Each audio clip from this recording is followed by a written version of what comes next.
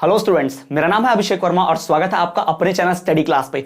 तो स्टूडेंट, बिना समय आपका गवाए मैं बता दूं कि इस वीडियो लेक्चर में हम बात करने वाले हैं बाल्यावस्था एवं बाल विकास की पांचों इकाइयों के सभी वस्तुनिष्ठ प्रश्न उत्तर। जी हां, सभी वस्तुनिष्ठ प्रश्न उत्तर यहां पर हम डिस्कस करने वाले पांचों इकाइयों के। तो वीडियो बहुत महत्वपूर्ण है, यहां से बहुत नंबर आप हासिल कर पाएंगे एक वीडियो देखकर। तो वीडियो के एंड तक बने रहना, वीडियो स्किप मत करना। साथ ही साथ चैनल पर पहली बार आए हो तो भाई चैनल को सब्सक्राइब कर दो, ऐसी वीडियोस आपके लिए और भी लाई जाएंगी। तो चैनल को प्लीज सब्सक्राइब करो, वीडियो को लाइक करो और शेयर करो। तो चलिए शुरू करते हैं और बात करते हैं इसके सबसे महत्वपूर्ण प्रश्न उत्तरों की। तो सबसे पहले अगर इसके ऑब्जेक्टिव क्वेश्चंस की बात करें सबसे महत्वपूर्ण में, तो भाई यहां पर आप सही विकल्प चुनकर लिखिए, उसकी बात करते हैं। यहां पर सबसे पहला है कि विकास का अर्थ क्या है। विकास का अर्थ क्या है? परिवर्तन, बुद्धि, अभिवृद्धि, स्वास्थ्य। सही उत्तर होगा अभिवृद्धि। तो विकास का अर्थ क्या है? अभिवृद्धि। चलिए आगे बढ़ते हैं। किशोर अवस्था प्रारंभ होती है, कब से प्रारंभ होती है? तो भाई किशोर अवस्था प्रारंभ होती है किस आयु से प्रारंभ होती है? सबको पता है, 12 वर्ष से 18 वर्ष तक रहती है। तो 12 वर्ष की आयु से प्रारंभ होती है। फिर अगला है कि विकास का तात्पर्य बढ़ने से नहीं है, इसका तात्पर्य व्यवस्थित तथा समानुगत परिवर्तन से है, जो कि परिपक्वता के लक्ष्य को प्राप्त करने की ओर होते हैं। यह परिभाषा किसने दी है? जी हां, विकास का तात्पर्य बढ़ने से नहीं है, विकास का मतलब हाइट बढ़ने से नहीं है। ऐसी परिभाषा जो किसी ने दी है, तो वो परिभाषा किसने दी है? तो ये परिभाषा दी है भाई हरलॉक ने। किसने दी है? हरलॉक ने। उसके बाद फिर आगे देखिए, हम शिक्षा द्वारा बालक का कुछ विकास कर सकते हैं या बहुत अधिक विकास कर सकते हैं। बहुत अधिक नहीं, कुछ थोड़ा सा विकास कर सकते हैं। ये जो आप यहां पर देख पा रहे होंगे, यहां पर मैं अगर हाईलाइट करके बताऊं कि हम भाई यहां पर शिक्षा का बहुत कुछ विकास कर सकते हैं, बहुत अधिक नहीं कर सकते हैं, ऐसा अगर बताना है तो भाई ये किसने किया है? तो ये जो थॉमसन का एक कथन संबंधित है, किस बात से संबंधित है? थॉमसन ने कहा कि हम शिक्षा की मदद से बालक का थोड़ा सा विकास कर सकते हैं, बहुत ज्यादा विकास नहीं कर सकते। तो ये जो कहा है, किसने कहा है भाई? तो ये थॉमसन ने कहा है। अब ये थॉमसन का जो कथन है किस बात से संबंधित है? तो ये संबंधित है भाई आनुवांशिकता से। किससे संबंधित है? आनुवांशिकता, क्योंकि ये माता पिता से मिलता है। हम चाह के ज्यादा विकास नहीं कर सकते, उसके अंदर जो आना है माता पिता से गुण आ जाएगा। ठीक। फिर प्रकृति शुद्ध जाति को आगे बढ़ाती है, इस सिद्धांत का जनक कौन है? प्रकृति जो है सिर्फ शुद्ध जाति को ही आगे बढ़ाती है, बाकी को खत्म कर देती है। ये किसने कहा है? तो भाई इस कथन को मेंडल ने कहा। मेंडल्स लॉ आप तो जानते ही हैं, सर्वाइवल वाला, फिटेस्ट वाला। ठीक। तो मेंडल ने एक लॉ दिया है। फिर विकासात्मक मनोविज्ञान के अंतर्गत अधिक महत्वपूर्ण है। ठीक है, सबसे महत्वपूर्ण क्या है? बच्चों के व्यवहार का अध्ययन करना। विकासात्मक मनोविज्ञान, ठीक है, विकासात्मक मनोविज्ञान जो ये थ्योरी है, जो ये सब्जेक्ट है, इसके अंतर्गत सबसे महत्वपूर्ण, सबसे इंपॉर्टेंट क्या है? तो भाई सबसे इंपॉर्टेंट है बच्चों के व्यवहार का अध्ययन करना। फिर सवाल पूछा, बालक का विकास कब प्रारंभ होता है? तो बालक का विकास प्रारंभ कब से होता है? बालक का विकास जो है माता की गर्भावस्था से ही हो जाता है। हम जानते हैं कि माता के गर्भ में ही जब बालक होता है तो इसका विकास प्रारंभ हो जाता है। फिर अगला, विकास का अर्थ क्या है? भाई बताइए कि विकास का अर्थ क्या है, यानी कि बाल विकास का अर्थ क्या है? तो भाई बाल विकास का अर्थ है अभिवृद्धि। बाल विकास का अर्थ क्या होता है? अभिवृद्धि होता है, ये ध्यान में रखिएगा। ठीक है। उसके बाद आखिरी देखिए यहां पर, विकास परिवर्तन श्रृंखला की वह अवस्था है जिसमें बालक भ्रूणावस्था से लेकर प्रौढ़ावस्था तक गुजरता है। यह परिभाषा किसने दी है? यह परिभाषा दी है किसने? बता दीजिए भाई सीधा सीधा। इस परिभाषा को दिया है हमारे मुनरो जी ने। किसने दिया है? मुनरो। तो ध्यान रखेंगे, यह परिभाषा मुनरो ने दी है। तो यह हो गया हमारा भाई वस्तुनिष्ठ प्रश्न उत्तर में से। ठीक, चलो थोड़ा सा आगे और बढ़े। तो अब रिक्त स्थानों पर आ जाते हैं, फिल इन द ब्लैंक्स पर, रिक्त स्थान पर। तो किशोर अवस्था की अवधि कितनी होती है? भाई किशोर अवस्था की अवधि जो होती है ये 12 से 18 वर्ष तक होती है। कितनी होती है? 12 से 18 वर्ष, ध्यान में रखिएगा, 12 से 18 वर्ष की होती है। फिर 5 से 12 वर्ष की आयु को क्या कहते हैं? भाई 5 से 12 वर्ष की आयु को हम कहते हैं बाल्य अवस्था। क्या कहते हैं? बाल्य अवस्था कहते हैं। फिर किस आयु के बालक का मस्तिष्क पूरी तरह से विकसित हो जाता है? तो भाई 18 वर्ष का। जो बालक 18 वर्ष का होता है उसकी पूरी आयु बढ़ जाती है, उसका दिमाग, आयु नहीं दिमाग पूरा बढ़ जाता है। ठीक है। फिर सामान्य मनुष्य में क्रोमोसोम की संख्या कितनी होती है? सामान्य मनुष्य में क्रोमोसोम की संख्या जो होती है 46 होती है। ध्यान, कितना? 46, याद रखिएगा। ठीक है, 23 पेयर्स होते हैं ना, तो 23 जोड़ियों में क्रोमोसोम होते हैं, तो 23 23 46 हो जाते हैं, जोड़ियों में होता है। ठीक है। तो बालकों के विद्रोह की भावना किस आयु में बालक विद्रोह की भावना से कब भर जाता है? किशोर अवस्था की आयु में। ध्यान रखना, किशोर अवस्था में बालक जो है विद्रोह की भावना से पूरा भर जाता है, उसके मन में विद्रोह रहता है पूरा। ठीक है, ये ध्यान रखिएगा। फिर शिशु अवस्था में बालक का कौन सा विकास अधिक होता है? शारीरिक विकास। भाई शिशु अवस्था में शरीर बढ़ता है, दिमाग थोड़ी ज्यादा बढ़ता है, शरीर ज्यादा तेजी से बढ़ता है। तो शिशु अवस्था में बालक के शारीरिक विकास की संभावना सबसे ज्यादा होती है, शरीर ही सबसे ज्यादा बढ़ता है। चलिए, तो अब आते हैं यहां पर एक वाक्य में उत्तर देने वाला सवाल। चलिए, एक वाक्य में उत्तर देना, सवाल उठा लेते हैं, ठीक है। तो व्यक्ति जो कुछ भी बनना चाहता है वह शिशु अवस्था में बन जाता है, यह कथन किसका है? किसने बोला?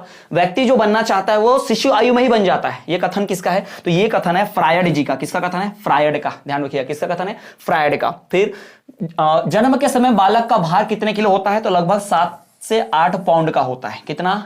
जन्म के समय बालक का भार, बालक का वजन जो होता है कितना होता है? 7 से 8 पाउंड का होता है। फिर अगला, किशोर अवस्था तीव्र दबाव एवं तनाव, तूफान तथा विरोध का काल है, यह कथन किसका है? किशोर अवस्था वो समय है जब तीव्र दबाव होता है, तनाव होता है, तूफान, मन में उथल पुथल मचती है बच्चे के। तो यह कथन किसने दिया है? तो यह कथन दिया है स्टेनले हॉल ने, ठीक है। स्टेनले हॉल का एक कथन है। स्टेनले हॉल ने कहा कि किशोर अवस्था में ऐसा ऐसा होता है। सही भी है भाई, होता ही है। फिर मानवतावादी सिद्धांत किसने प्रस्तुत किया? मानवतावादी सिद्धांत किसने प्रस्तुत किया? तो मैस्लो ने। मैस्लो ने प्रस्तुत किया मानवतावादी सिद्धांत को, ध्यान में रखिएगा, मैस्लो। अगला, बालक के जन्म के कुछ माह बाद ही यह निश्चित किया जाता है कि जीवन में उसका स्थान है। बालक के जन्म के कुछ समय बाद ही, कुछ माह बाद ही निश्चित कर लिया जाता है कि जीवन में उसका स्थान है। यह कथन किसका भाई? ये किसने कहा? तो ये हमारे एडलर जी ने कहा है। किसने कहा है? एडलर जी। जी हाँ, एडलर का एक कथन है। किसका कथन है? एडलर का। फिर छठवां, कि बालक परिवार के सदस्यों को कितने माह की आयु में पहचानने लगता है? जो बच्चा होता है वो अपने फैमिली मेंबर्स को कितने महीने का हो जाता है पहचानता है, छोटा बच्चा पहचानने लग जाता है, ठीक है। तो 4 माह की आयु से, 4 माह का जब बच्चा हो जाता है तो अपने परिवार के सदस्यों को पहचानने लग जाता है। ये ध्यान रखिएगा, परिवार के फैमिली मेंबर्स को पहचान लेता है कि ये मेरी माता है, पिता है ना, पहचान लेता है। अब शब्द भले ही ना पता हो लेकिन उसको पता रहता है कि ये इसके पास में रहती हूँ, सोती हूँ, दूध पीती हूँ, तो ये माता जैसी हो गई, ठीक है। तो ये ध्यान रखना, 4 माह की आयु में बालक पहचानने लगता है परिवार के सदस्य को। फिर पियाजे के अनुसार, जीन पियाजे, उनकी सिद्धांत बहुत फेमस है, ध्यान रखना। पियाजे के अनुसार औपचारिक क्रियात्मक अवस्था कौन सी है? पियाजे के अनुसार औपचारिक क्रियात्मक अवस्था जो है वो 11 से 15 वर्ष तक है भाई। इसी अवस्था में औपचारिक क्रियात्मक अवस्था है। क्रियात्मक जो एक्टिविटी होती है, क्रियात्मक जो काम करता है बालक, इसी अवस्था में करता है, 11 से 15 साल की उम्र के बीच ही, ठीक है। उसके बाद देखिए कि बाल विकास में बुद्धि तत्व के प्रभाव का अध्ययन किसने किया? भाई बाल विकास में बुद्धि का प्रभाव क्या होता है उसका अध्ययन किसने किया? तो टर्मन ने किया। याद रखिएगा, किसने किया है? टर्मन ने। तो टर्मन ने इसका अध्ययन किया है। अब बढ़ते हैं अगली इकाई की तरफ। तो यहां पर आपको अगली इकाई देखना है। तो अगली इकाई की अगर यहां बात करें महत्वपूर्ण वस्तुनिष्ठ प्रश्नों की, तो यहां पर देखिए, यहां पर आपको मिलेगा, हाँ, अधिगम सिद्धांत के प्रवर्तक कौन थे? तो यहां आपको सवाल मिलेगा कि अधिगम सिद्धांत के प्रवर्तक कौन थे, यानी अधिगम सिद्धांत को बहुत कौन फॉलो करते थे, उसका पक्ष लेते थे? तो रॉबर्ट रिचर्डसन सीयर्स। इसका सही उत्तर होगा अधिगम सिद्धांत के प्रवर्तक रॉबर्ट रिचर्डसन सीयर्स, याद रखिएगा। दूसरा, कामवृत्ति के अनुसार विकास का सिद्धांत किसने प्रतिपादित किया है? तो फ्रायड ने। भाई कामवृत्ति के अनुसार विकास का सिद्धांत किसने दिया? तो फ्रायड ने दिया। फिर अगला, बालक का विकास प्रारंभ कब से होता है? तो बालक का विकास प्रारंभ होता है जन्म से पूर्व, पैदा होने से पहले ही, माता के गर्भ में ही चालू हो जाता है विकास, जन्म से पूर्व। गर्भावस्था से पूरा नहीं हो सकता ना भाई, गर्भ में आया नहीं माता के तो विकास कैसे होगा? माता के गर्भ में आने के बाद विकास होता है, तो जन्म से पूर्व। फिर अगला, स्टेनले हॉल के शब्दों में विकास की किस अवस्था को बड़े बल एवं तनाव, तूफान, विरोध की अवस्था माना गया? अब भी जस्ट हमने पढ़ा था, है ना, कौन सी अवस्था को माना गया? तो भाई किशोर अवस्था, सब जानते हैं, अब भी जस्ट पढ़ा था इसके पहले। फिर शिशु मना करने पर भी अग्नि स्पर्श कर लेता है, क्यों कर लेता है भाई ऐसा? क्योंकि भाई वो जिज्ञासु होता है। बच्चे को आग को नहीं छूने तो मना कर, फिर भी जाकर छूता है, क्योंकि उसके अंदर जिज्ञासा, क्यूरियोसिटी होती है उसके मन में, ठीक है। नवजात शिशु होता है, क्या होता है भाई? सामाजिक प्राणी। नवजात शिशु क्या है? एक सामाजिक प्राणी है, समाज में रहता है भाई, तो नवजात शिशु भी क्या है? सामाजिक प्राणी है, ध्यान रखेंगे। 8वां, बाल्यावस्था में कौन से संवेग सर्वाधिक प्रभावशाली होती है? बाल्यावस्था में भाई कौन सा जो संवेग होता है बहुत ज्यादा भर भर के होता है मन में? तो सबसे ज्यादा दुख सुख, बहुत जल्दी दुख, बहुत जल्दी सुख आता है बच्चे के अंदर, थोड़ा जरा सी बात पे खुश हो जाता है, जरा सी बात पे दुखी हो जाता है, ठीक है, ये ध्यान रखेंगे।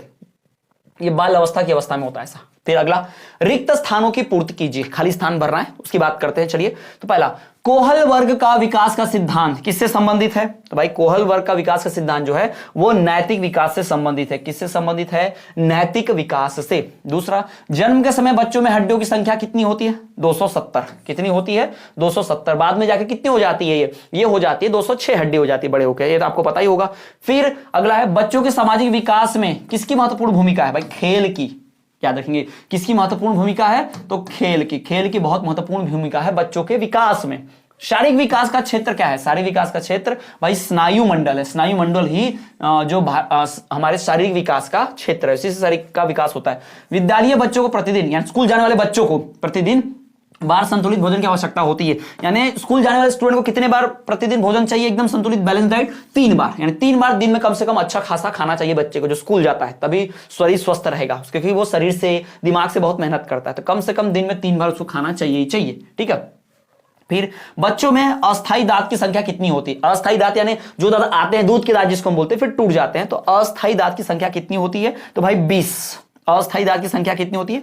20 होती है। और किस ग्रंथि से वृद्धि हार्मोन उत्पादित होता है? हमारे शरीर की कौन सी ग्रंथि है जहां से वृद्धि वाला हार्मोन निकलता है? तो वो होता है पिट्यूटरी, याद रखेंगे, पिट्यूटरी ग्लैंड से निकलता है, पिट्यूटरी ग्रंथि से ही हमारा वृद्धि वाला हार्मोन निकलता है, ठीक है। चलिए तो अगला, एक वाक्य में उत्तर दीजिए। अब इसकी बात करते हैं, एक वाक्य में उत्तर देना है इसका, तो ध्यान दीजिए। 2 वर्ष की आयु के बालक का शब्द भंडार कितने शब्दों का हो जाता है? 2 साल का जो बच्चा है तो उसके पास कितने वर्ड्स होंगे, कितने शब्द भंडार होगा, यानी कितने शब्द वो बोल पाता है? तो वो बोल पाता है लगभग 100 शब्द। कितने? लगभग 100 शब्द का उसके पास भंडार हो जाता है। दूसरा, शिशु क्रोध तथा प्रेम में अंतर कौन से माह में करने लगता है? बच्चा क्रोध यानी गुस्से में और प्रेम में अंतर कौन से महीने से करने लग जाता है? तो वो हो जाता है 6वें महीने से, यानी 6 माह का हो जाता है तो उसे क्रोध और प्रेम में अंतर आ जाता है। तीसरा, बालक भाषा के अंतर्गत सबसे पहले क्या सीखता है? भाई भाषा के अंदर सबसे पहले वो संज्ञा सीखता है, नाउन। भाषा में सबसे पहले संज्ञा ही सीखता है ना, मतलब पापा मामा ऐसे बोलता है ना, मामा पानी मम, तो ये संज्ञा ही तो है, संज्ञा ही सबसे पहले सीखता है ऐसे शब्द। चौथा, जन्म से 5 वर्ष बाद सामान्य बालक की लंबाई कितनी होती है? तो भाई जन्म की अपेक्षा 2 गुना, ठीक है। जन्म के बाद जन्म के समय जो उसकी आयु उसकी लंबाई होती है वो जन्म के बाद डबल हो जाती है, ध्यान में रखिए। तुरंत नहीं होती, समय लगता है कि नहीं तो आज पैदा हुआ कल डबल हो गया, ऐसा नहीं होता भाई, समय लगता है। तो जन्म से 5 वर्ष के बाद की बात हो रही है, ठीक है। वयस्क मनुष्य में हड्डियों की संख्या कितनी होती है, यानी एडल्ट में कितनी होती है? तो भाई 206, हम सब जानते हैं 206 हड्डी होती है वयस्क में, आप में हम में 206 हड्डी। फिर बालक का शारीरिक विकास किस पर निर्भर करता है? तो बालक का शारीरिक विकास उसके उत्तम स्वास्थ्य पर, उसके हेल्थ पर निर्भर करता है, और भी कई चीजों पर करता है, पर यहां हम स्वास्थ्य ही लिखेंगे, ध्यान रखेंगे, ठीक है। तो गत्यात्मक कौशल का संबंध किस चीज से? गत्यात्मक कौशल का संबंध शारीरिक एवं मानसिक विकास से है। गत्यात्मक कौशल से ही शारीरिक और मानसिक विकास होता है, ध्यान रखना। तो शारीरिक और मानसिक विकास से ही गत्यात्मक विकास का संबंध है। कितने वर्ष की अवस्था तक हृदय का विकास तीव्र गति से होता है? यानी हार्ट जो होता है, हृदय जो होता है, वो कितने वर्ष तक अच्छा डेवलप हो जाता है, विकास उसका तीव्र हो जाता है? तो भाई 6 वर्ष, ध्यान रखिएगा, उसका उत्तर है 6 वर्ष की अवस्था तक। जी हाँ, 6 साल की उम्र तक बच्चे का हृदय का विकास जो है बढ़ जाता है। फिर 9th देखिए, बचपन अवस्था में क्रियात्मक विकास किस प्रकार होता है? तो सिर से पैर की ओर। बचपन में जो क्रियात्मक यानी किस चीज का विकास पहले होगा, कौन सा हमारा अंग पहले क्रिया करेगा? तो सर से पैर की तरफ, यानी पहले इन चीजों का विकास ज्यादा होता है, फिर ऐसे धीरे धीरे करके ऐसे विकास होता है, ध्यान में रखना। उपसर से पैर की ओर चीजों का पहले विकास होता है, ठीक। बढ़ते हैं अगला देखिए यहां पर, अगला हमारे पास ऑब्जेक्टिव, ये हमारा अगला इकाई है। तो 5 से 12 वर्ष की आयु को आप क्या कहेंगे? अगला जो ऑब्जेक्टिव है कि 5 से 12 वर्ष की आयु को आप क्या कहेंगे? तो इसे हम कहते हैं भाई बाल्यावस्था। क्या कहेंगे? बाल्यावस्था कहेंगे।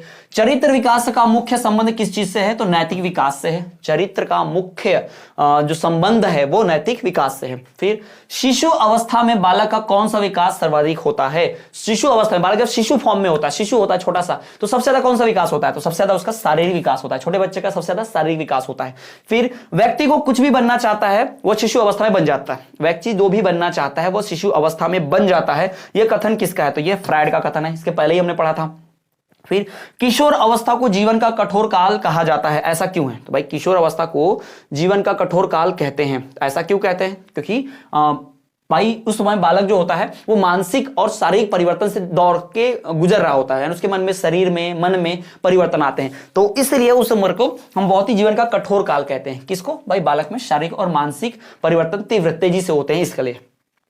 बालक में विद्रोह की भावना किस अवस्था में सर्वाधिक होती है? तो किशोर अवस्था में। सबको पता है किशोर अवस्था में बालक बहुत विद्रोह करता है, अपोजिट जाता है, जो उसको बोला जाए उसका ही उल्टा करता है हमेशा, यानी जो नहीं करना चाहिए बोलेंगे जरूर करेगा, जो करने बोलेंगे वो नहीं करेगा, उसका उल्टा करेगा। तो बालक में विद्रोह की भावना किशोर अवस्था में सबसे ज्यादा होती है। फिर शिशु के व्यवहार का आधार क्या होता है? शिशु के व्यवहार का आधार उसकी भावनाएं होती हैं, यानी कि संवेग। शिशु के व्यवहार का आधार क्या होता है? संवेग होता है।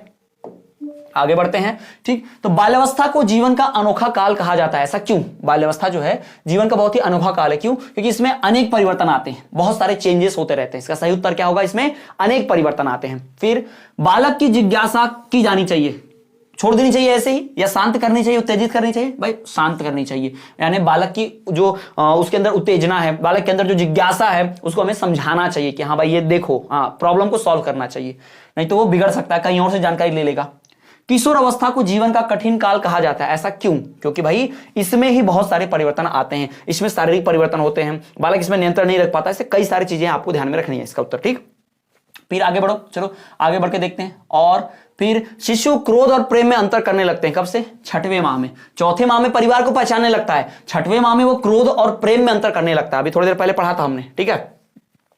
फिर इसके बाद देखो, चरित्र और नैतिक मूल्य के विकास को प्रभावित करने वाले 3 मुख्य तत्व कौन कौन से हैं, ठीक है। तो उन तीनों में से सबसे ज्यादा इंपॉर्टेंट कौन सा है, ठीक है? बुद्धि सबसे इंपॉर्टेंट है। क्या रहेंगे? बुद्धि। स्कूल का प्रभाव तो नहीं होता उतना, माता पिता का भी उतना नहीं, आर्थिक स्थिति का नहीं, पर बुद्धि का प्रभाव बहुत ज्यादा है। याद रखिए, चरित्र और नैतिक मूल्य में दिमाग, बुद्धि का बहुत ज्यादा इंपॉर्टेंस है। सबसे अच्छा मनोरंजन का साधन क्या है? सबसे अच्छा मनोरंजन का जो साधन है वो है धार्मिक साहित्य। इसमें चलचित्र, टीवी, धार्मिक साहित्य, गोष्ठी, है ना। धार्मिक साहित्य सबसे इंपॉर्टेंट है, क्योंकि बच्चा इससे बिगड़ेगा भी नहीं, इससे वो धर्म की जानकारी भी लेगा, साथ ही साथ इंटरटेनमेंट भी होगा। तो सबसे अच्छा जो मनोरंजन का साधन है वो है धार्मिक साहित्य। जैसे महाभारत, रामायण, या किसी और धर्म का होगा तो उनका अपना अपना धर्म देखिए उसमें, ठीक है, ये ध्यान रखेंगे। फिर चलिए आते हैं इसमें रिक्त स्थान की पूर्ति की बात करते हैं, रिक्त स्थानों की पूर्ति, ठीक है। तो भाई बच्चे सबसे पहले क्या सीखते हैं? सबसे पहले बच्चे रोना ही सीखते हैं। आपको पता ही होगा, सबसे पहले बच्चे क्या सीखते हैं? रोना सीख जाते हैं। फिर भाषा विकास के लिए सबसे संवेदनशील समय कौन सा होता है? 5 साल से वो जो 6 वर्ष की जो आयु होती है, 5 से 11 वर्ष के बीच, उसमें भाषा विकास बहुत ज्यादा होता है। फिर गति कौशलों में अधिक निर्योग्यता कहलाती है, गति कौशलों में अधिक निर्योग्यता कहलाती है शिथिलता। बालक की जिज्ञासा क्या कहलाती है? क्यूरियोसिटी, उसे शांत करना चाहिए। फिर संवेगों का संबंध किससे होता है? भावनाओं से, विकास से भी होता है। प्रारंभिक बालावस्था में बालकों के मुख्यतः कितने प्रकार के समय पाए? भाई 4 प्रकार के समय पाए जाते हैं। तो ऐसे आप इनको सॉल्व कर सकते हैं, ये आपके लिए होमवर्क है। अब इसको आप कमेंट कर सकते हैं, इनके जवाब आप चाहे तो कमेंट कर सकते हैं, या खुद ढूंढ कर लिखिए, मैं नहीं बताऊंगा, ठीक है। सब मैं ही बताते रह जाऊंगा, जो उत्तर बनाए इसको ढूंढिए आप।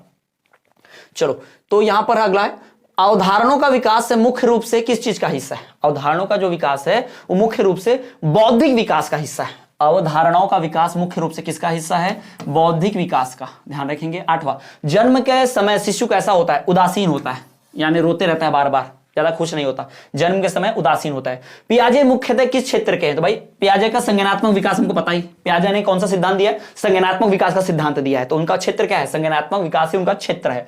फिर बालक में समाजीकरण का परीक्षण किस विधि द्वारा किया जाता है? तो समाजमिति द्वारा किया जाता है, ठीक है। जैसे जयमिति होता है ना, वैसे ही समाजमिति। तो बालक में सामाजिकता का परीक्षण समाजमिति के द्वारा किया जाता है। अब आते हैं इसके एक वाक्य के उत्तरों पर। चलो, तो इसके एक वाक्य के उत्तर की बात की जाए तो बुद्धि और भाषा का घनिष्ठ गहरा संबंध होता है।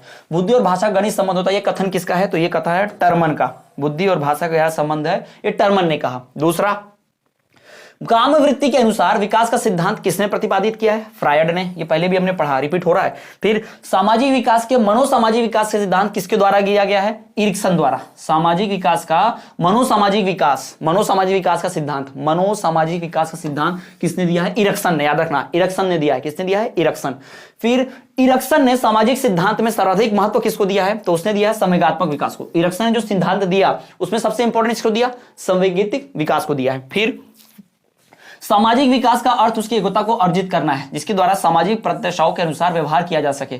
यह कथन किसका भाई? तो यह हरलॉक ने कहा है, हरलॉक जी ने कहा है, ध्यान रखना। 7वां, भाषा क्या है? तो भाई भाषा विचार विनय, अपने बातों को आदान प्रदान करना, अपने दिमाग में जो इंफॉर्मेशन है, जो भावना है, उसको प्रदर्शित करना, सुनना समझना, यही भाषा है, ठीक है। फिर उसके बाद स्नेह सिद्धांत किसने दिया? बोल्बी ने। स्नेह सिद्धांत किसने दिया? बोल्बी ने। बोल्बी ने ही स्नेह सिद्धांत दिया। चलिए आगे बढ़ते हैं।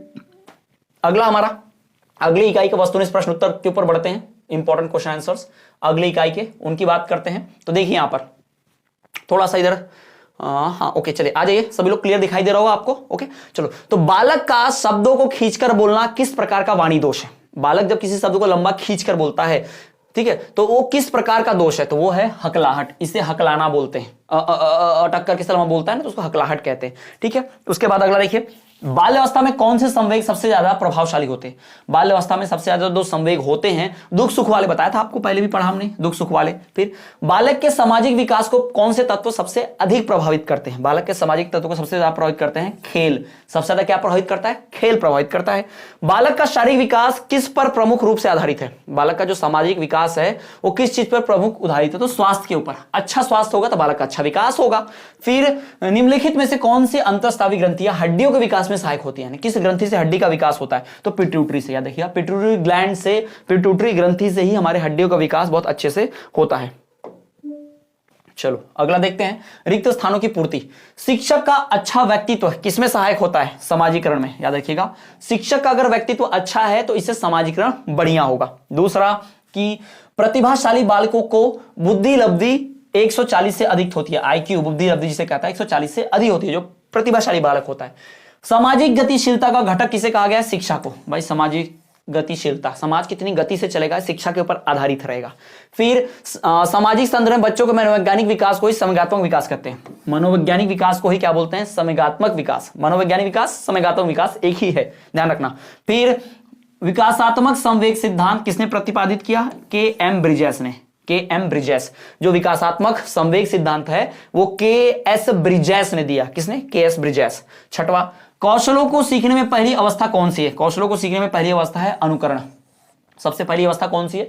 किसी भी कौशल को सीखना, किसी भी टेक्निक को सीखना है तो पहले आप फॉलो करोगे, कॉपी करोगे ना, अनुकरण करोगे। फिर सातवां, शिशु के व्यवहार का आधार क्या होता है? संवेग। शिशु के व्यवहार का आधार क्या होता है? संवेग ही शिशु के व्यवहार का आधार होता है। संवेग मतलब फीलिंग्स, भावनाएं, है ना। चलिए फिर आगे देखिए, बालक के समाजीकरण में सबसे महत्वपूर्ण कारक कौन सा है? परिवार। बालक के समाजीकरण में सबसे महत्वपूर्ण जो कारक है भाई वो है परिवार। सबसे इंपॉर्टेंट क्या है भाई? परिवार। ध्यान रखना, परिवार ही सबसे महत्वपूर्ण कारक है। दूसरा, किस प्रकार के बच्चों को की शिक्षा हेतु सांकेतिक भाषा का प्रयोग किया जाता है? सांकेतिक भाषा मूक बधिर बच्चों के लिए, है ना, मूक बधिर बच्चों के लिए इस्तेमाल किया जाता है, पता ही होगा आपको।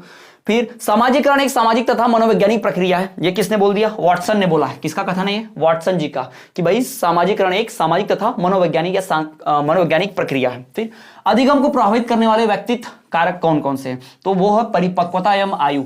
इससे अधिगम प्रभावित होता है। व्यक्ति जितना परिपक्व होगा, जितनी उसकी आयु होगी, उतना अच्छा अधिगम सीखेगा। ठीक है। फिर झूला घर का प्रमुख उद्देश्य क्या है? झूला घर का प्रमुख उद्देश्य क्या है भाई? बच्चों को मनोरंजन प्रदान कर उनका सर्वांगीण विकास करना। झूला घर में जहां माता पिता काम करते हैं तो उनके छोटे बच्चे झूले घर में रहते हैं, तो झूला घर में क्या होता है? उस झूला घर में भाई बच्चों का सर्वांगीण विकास करना और साथ ही साथ मनोरंजन देना, या मनोरंजन देकर सर्वांगीण विकास करना, यही लक्ष्य होता है। फिर छठवां, समाज के अंदर समाजीकरण के विभिन्न साधनों में परिवार सबसे अधिक महत्वपूर्ण है। यह कथन किसने कहा? किम्बाल का कथन। किसका कथन है ये? किम्बाल यंग का। इसे नहीं कहा किम्बाल यंग ने कि भाई समाज के अंदर समाजीकरण में परिवार सबसे इंपॉर्टेंट होता है। ये किसने कहा? किम्बाल ने कहा। चलिए आगे बढ़ते हैं, अगला थोड़ा देखिए। यहां पर हमको ऑब्जेक्टिव मिल जाएंगे, वस्तुनिष्ठ प्रश्न उत्तर। तो कुछ अगली इकाई के वस्तुनिष्ठ प्रश्न उत्तरों की बात करें तो वो है, यहां पर देखिए, शिशु के दूध के दांतों की संख्या कितनी होती है? शिशु के दूध के दांतों की संख्या 20 होती है। छोटे बालक का रोना प्रारंभिक अवस्था में किस कारण होता है? भाई शुरुआत में छोटा बच्चा क्यों रोता है? भाई किसी भी विशिष्ट परिस्थिति में, भूख लगेगी तो रोएगा, नींद आएगी तो रोएगा, माने कोई भी कारण बस रो देता है बालक, तो शुरुआत में रोता है किसी भी विशिष्ट परिस्थिति में। बालक अपने व्यवहार की सामाजिक स्वीकृति चाहता है। बालक जो व्यवहार करता है लोग उसको एक्सेप्ट करें, लोग उसको माने, वो चाहता है। किस अवस्था में? किशोर अवस्था में, कि जैसा व्यवहार कर रहा है चुपचाप लोग उसकी बात को मान ले। ठीक है। उसके बाद भाई अगला देखो, जन्म के समय बालक का भार कितना होता है? तो 7 पाउंड है। इसके पहले भी हमने पढ़ा, जन्म के समय बालक का भार कितना होता है? 7 पाउंड का होता है। जन्म के समय शिशु के मस्तिष्क का, दिमाग का वजन कितना होता है? 500 ग्राम, आधा किलो का दिमाग होता है भाई। ठीक है। जन्म के समय शिशु के मस्तिष्क का, दिमाग का वजन आधा किलो होता है। ठीक है। फिर चरित्र विकास का मुख्य संबंध किस प्रकार के विकास से? संवेगात्मक विकास से। चरित्र का संबंध, चरित्र विकास, संवेगात्मक विकास, ध्यान रखना, इक्वल्स टू संवेगात्मक विकास। फिर बालक भाषा के अंतर्गत सबसे पहले क्या सीखता है? बच्चा जो होता है वो भाषा में सबसे पहले क्या सीखता है? तो भाई सबसे पहले वो संज्ञा ही सीखता है। क्या सीखता है? संज्ञा। सबसे पहले क्या सीखता है? संज्ञा सीखता है। आपको मैं पहले भी इसको पढ़ा हुआ है, संज्ञा ही सीखता है बालक भाषा के अंतर्गत। पहले माँ पापा ऐसा बोलना ही सीखता है ना। ठीक। फिर कितनी आयु के बालक के मस्तिष्क का विकास पूर्ण हो जाता है? 8 वर्ष के बालक का। 8 वर्ष के बालक का दिमाग पूरी तरह से डेवलप हो जाता है। ठीक है, याद रखें, 8 वर्ष के बालक के मस्तिष्क का विकास, दिमाग का विकास 8 वर्ष के बच्चे का हो जाता है पूरा। फिर 9-10 में दिमाग का विकास नहीं होता, दिमाग और बढ़ता है। दिमाग में और स्थिरता आती है, ध्यान रखना, विकास हो गया होता उसका पूरा। ठीक, फिर स्वस्थ मन की पहचान क्या है भाई? स्वस्थ मन की पहचान क्या है? स्वस्थ मन की पहचान आपको पता चलेगा कि भाई स्वस्थ मन की पहचान होती है किन चीजों से? स्वस्थ मन की पहचान होती है पूरे सामाजिक विकास से, पूर्ण सामाजिक विकास से। किस बात से? पूर्ण सामाजिक विकास से। क्लियर है? यहां पर समझ में आ गया? तो चलो थोड़ा सा रिक्त स्थानों की बात कर ले। रिक्त स्थानों में तो पहला, गर्भ में बालक को विकसित होने में 280 दिन लगते हैं। कितने दिन लगते हैं? 280। ध्यान रखना कि माता के गर्भ में बालक को पूरा विकसित होने में 9 महीने 280 दिन वो लगते हैं। जन्म से 6 वर्ष तक आयु का समय क्या कहलाता है? बचपन। जन्म से 6 वर्ष तक की आयु का जो समय होता है उसे हम क्या बोलते हैं? बचपन कहते हैं। ठीक है, जन्म से 6 वर्ष तक बचपन, उसके बाद दूसरा अवस्था, फिर उसके बाद दूसरा अवस्था, है ना, किशोर अवस्था, बाल्य अवस्था, पता ही होगा आपको। क्लियर है? यहां पर समझ में आ गया? चलो तो अगला देखते हैं।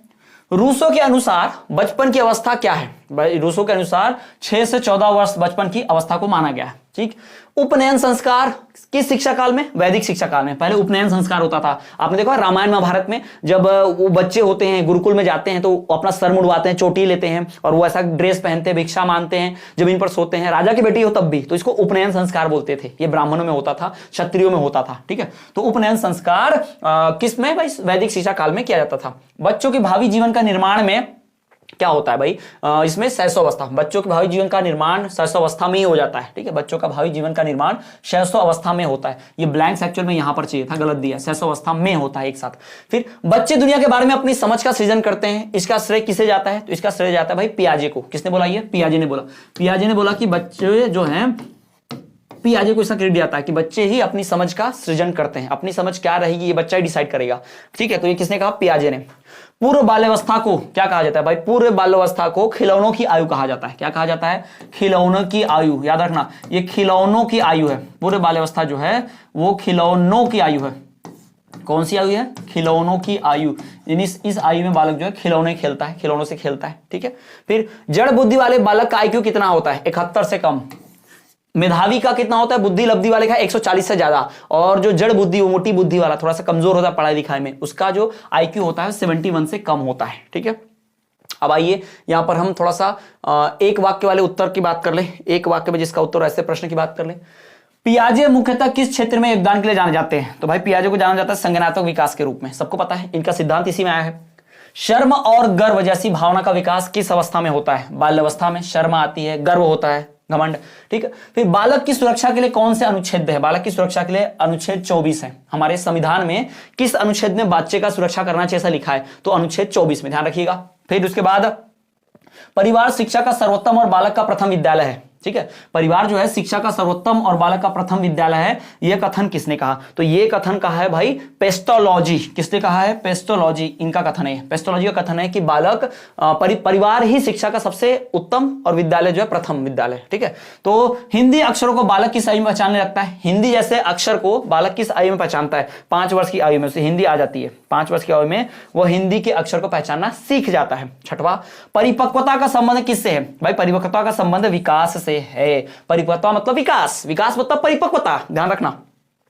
6 से 14 वर्ष के बालकों को किस कानून में निःशुल्क अनिवार्य शिक्षा प्रदान करने का प्रावधान है? यानी किस कानून के तहत 6 से 14 साल के बच्चों को फ्री एजुकेशन मिलेगा? तो आरटीई यानी शिक्षा का अधिकार अधिनियम, है ना। कौन सा अधिनियम होता है वो?